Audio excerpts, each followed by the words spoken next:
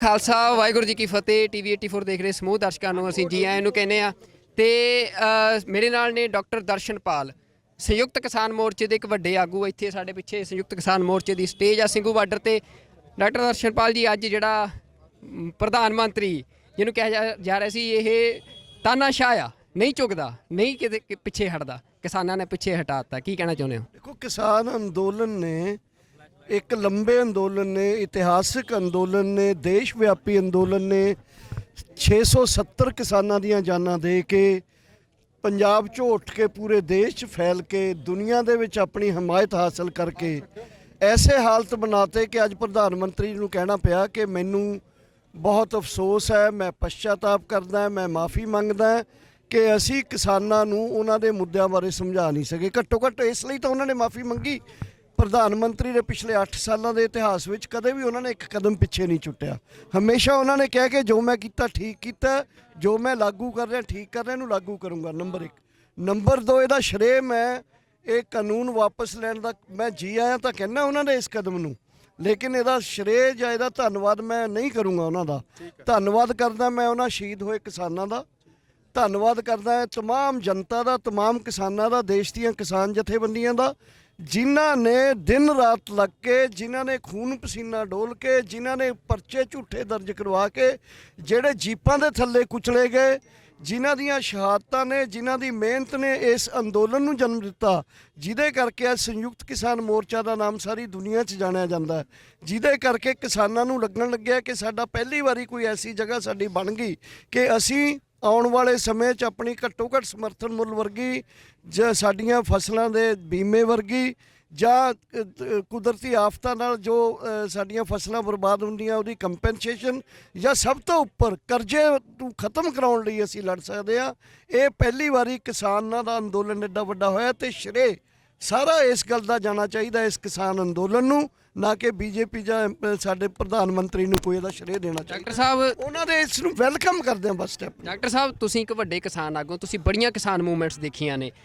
ਕੀ ਕਿਸਾਨੀ ਦੀ ਸਮੱਸਿਆ ਜਿਹੜੀ ਆ ਉਹ ਇਹਨਾਂ 3 ਬਿੱਲਾਂ ਤੱਕ ਸੀਮਤ ਆ, ਜਾਂ ਇਸ ਤੋਂ ਅਗਾਂਹ ਵੀ ਕੋਈ ਵੱਡੀ, ਹੁਣ ਪ੍ਰੈਜ਼ੈਂਟਲੀ ਕਿਸਾਨਾਂ ਦੀ ਇੱਕ ਵੱਡੀ ਜਿੱਤ ਹੋਈ ਆ, ਇਸ ਤੋਂ ਅਗਾਂਹ ਵੀ ਕੋਈ ਵੱਡੀ ਸਮੱਸਿਆ ਕਿਸਾਨੀ ਦੀ ਕੀ ਤੁਸੀਂ ਸਮਝਦੇ ਹੋ? ਦੇਖੋ, 3 ਕਾਨੂੰਨਾਂ ਵਾਲੀ ਜਿੱਤ ਹੈ ਸਾਡੀ ਬਹੁਤ ਵੱਡੀ ਜਿੱਤ ਹੈ, ਕਿਉਂਕਿ ਇਹ 3 ਕਾਨੂੰਨ ਲਿਆਂਦੇ ਗਏ ਸੀ ਕਾਰਪੋਰੇਟ ਘਰਾਣਿਆਂ ਵਾਸਤੇ। ਖੇਤੀ ਨੂੰ ਕਾਰਪੋਰੇਟ ਘਰਾਣੇ ਅੱਗੇ ਉਵੇਂ ਪਾ ਦੇਣਾ ਸੀ ਜਿਵੇਂ ਕੁੱਤੇ ਅੱਗੇ ਬੁਰਕੀਆਂ ਪਾ ਦੇਦੀਆਂ ਨੇ। ਲੇਕਿਨ ਕਿਸਾਨੇ ਦੀ ਸੰਕਟ ਇਹ ਨਹੀਂ ਹੈ। ਕਿਸਾਨੀ ਦਾ ਸੰਕਟ ਇਹ ਹੈ ਕਿ ਜਿਸ ਦਿਨ ਕਿਸਾਨੀ ਦੀਆਂ ਟਰਮਸ ਆਫ ਟ੍ਰੇਡ ਕਿਸਾਨਾਂ ਦੇ ਹੱਕ 'ਚ ਇੰਡਸਟਰੀ ਤੇ ਸਰਵਿਸਿਜ਼ ਦੇ ਬਰਾਬਰ ਤੇ ਹੋ ਜਾਣ, ਭਾਵ ਕਿਸਾਨਾਂ ਦਾ ਕਰਜ਼ਾ ਖਤਮ ਹੋ ਜਾਏ, ਕਿਸਾਨਾਂ ਦੀਆਂ ਖੁਦਕਸ਼ੀਆਂ ਬੰਦ ਹੋ ਜਾਣ ਤੇ ਕਿਸਾਨਾਂ ਦਾ ਜ਼ਮੀਨ 'ਚੋਂ ਵਾਂਝੇ ਹੋਣਾ, ਡੀਪੀਜ਼ੈਂਟੇਸ਼ਨ ਕਹਿੰਦੇ ਜਿਹਨੂੰ, ਉਹ ਖਤਮ ਹੋ ਜਾਏ, ਉਦੋਂ ਅਸੀਂ ਮੰਨਾਂਗੇ ਕਿ ਕਿਸਾਨੀ ਦੀ ਖੁਸ਼ਹਾਲੀ ਆ ਰਹੀ ਆ।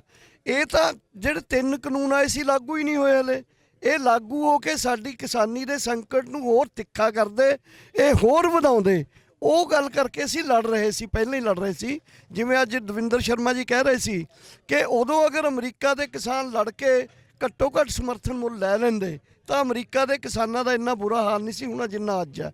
ਸਾਰੇ ਯੂਰਪ ਦੀ ਕਿਸਾਨੀ ਜਿਹੜੀ ਮਾੜੇ ਹਾਲਤ 'ਚ ਹੈ, ਭਾਰਤ ਦੇ ਕਿਸਾਨਾਂ ਨੇ ਕਾਰਪੋਰੇਟਾਂ ਦੇ ਖਿਲਾਫ ਲੜ ਕੇ MSP ਦੀ ਲੜਾਈ ਲੜਦੇ ਹੋਏ ਇੱਕ ਨਵਾਂ ਇਤਿਹਾਸ ਰਚਿਆ।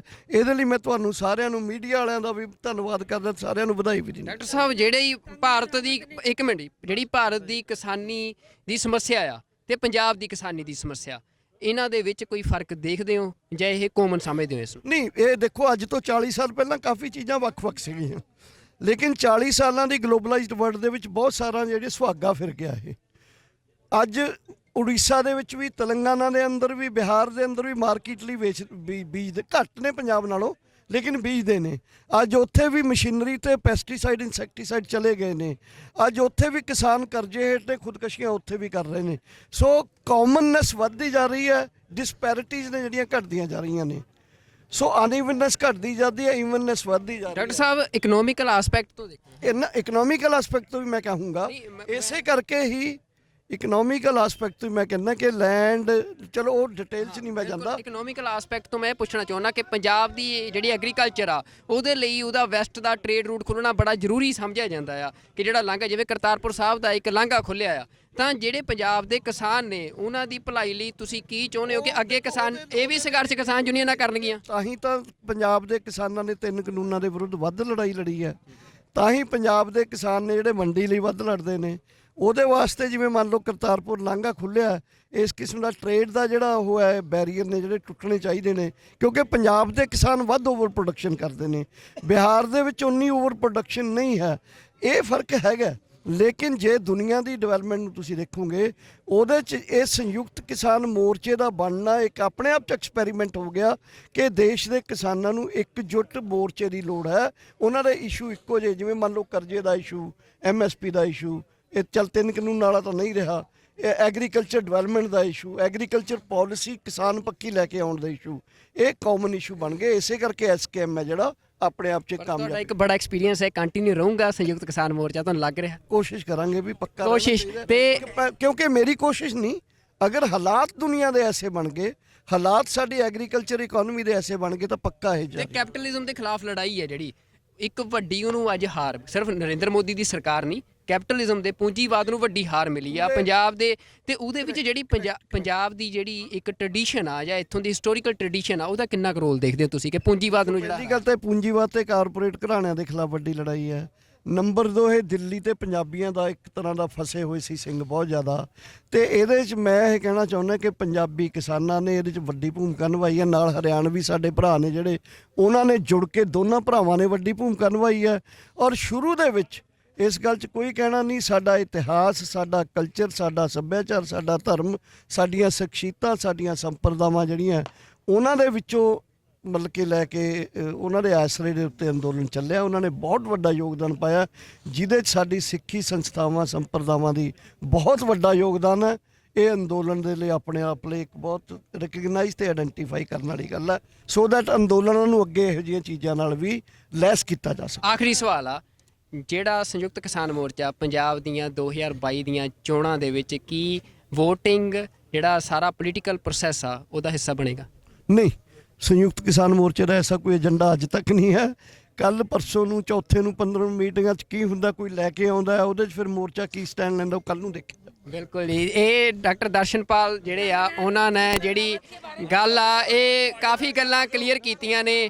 ਭਾਵੇਂ ਉਹ ਅਸੀਂ ਉਹਨਾਂ ਨੂੰ ਜਿਹੜੇ ਸਵਾਲ ਕੀਤੇ ਆ ਕਿ ਪੰਜਾਬ ਦਾ ਜਿਹੜਾ ਸਾਰਾ ਤੁਸੀਂ ਸਮਝ ਸਕਦੇ ਹੋ ਕਿ ਜਿਹੜਾ ਇਹ ਸੰਯੁਕਤ ਕਿਸਾਨ ਸੰਘਰਸ਼ ਸੀ, ਇਹ ਸਿਰਫ ਪੰਜਾਬ ਤੱਕ ਜਾਂ ਦਿੱਲੀ ਤੱਕ ਸੀਮਤ ਨਹੀਂ, ਇਹ ਇੱਕ ਕੌਮਾਂਤਰੀ ਪੱਧਰ ਤੇ ਸੰਘਰਸ਼ ਬਣ ਚੁੱਕਿਆ ਸੀ। ਇੱਥੇ ਕੁਝ ਲਾਈਟ ਦੀ ਪ੍ਰੋਬਲਮ ਆ ਸਾਡੀ, ਕਿਉਂਕਿ ਕਵਰੇਜ ਲਗਾਤਾਰ ਕਰਨ ਕਰਕੇ ਸਾਡੀ ਜਿਹੜੀ ਬੈਟਰੀ ਆ ਸਾਡੀ ਲਾਈਟ ਦੀ, ਉਹ ਵੀ ਉਹਦੇ ਵਿੱਚ ਵੀ ਪ੍ਰੋਬਲਮ ਆ ਗਈ ਸੀ। ਤੇ ਇਸ ਕਰਕੇ ਅਸੀਂ ਕੋਸ਼ਿਸ਼ ਕਰ ਰਹੇ ਹਾਂ ਕਿ ਸਾਡਾ ਜਿਹੜਾ ਫੇਸ ਆ ਉਹ ਵੀ ਤੁਹਾਨੂੰ ਰੈਕੋਗਨਾਈਜ਼ ਹੁੰਦਾ ਰਹੇ। ਤੇ ਇਹ ਡਾਕਟਰ ਦਰਸ਼ਨਪਾਲ ਦੇ ਜਿਹੜੇ ਉਹਨਾਂ ਨੂੰ ਸਵਾਲ ਕੀਤੇ ਗਏ ਨੇ, ਸਵਾਲ ਗੰਭੀਰ ਸੀ ਤੇ ਉਹਨਾਂ ਨੇ ਵੀ ਜਿਹੜਾ ਇੱਕ ਸੁਚੱਜੇ ਢੰਗ ਨਾਲ ਉਹਨਾਂ ਦੇ ਜਵਾਬ ਦਿੱਤੇ ਨੇ। ਤੇ ਅਸੀਂ ਸਿੰਘੂ ਬਾਰਡਰ ਤੋਂ ਇਹ ਲਗਾਤਾਰ ਜਿਹੜੀ ਕਵਰੇਜ ਆ ਉਹ ਤੁਹਾਡੇ ਨਾਲ ਸਾਂਝੀ ਕਰ ਰਹੇ ਹਾਂ।